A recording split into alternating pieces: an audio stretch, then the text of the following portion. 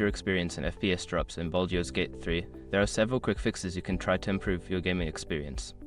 Follow these steps to help stabilize your frame rates. Step 1. Lower graphics settings. Access the game's graphics settings and reduce the quality of textures, shadows, and effects. This can significantly improve performance, especially on lower-end systems. Step 2. Update graphics drivers. Ensure that your graphics card drivers are up to date. Visit the manufacturer's website, NVIDIA, AMD, or Intel to download and install the latest drivers for optimal performance. Step 3. Close background applications. Before launching the game, close any unnecessary applications running in the background. This frees up system resources and can help improve FPS. Step 4. Verify game files. If you're playing through a platform like Steam, use the Verify Integrity of Game Files feature. This checks for any corrupted or missing files and replaces them, which can resolve performance issues. Step 5. Adjust power settings. Change your computer's power settings to high performance.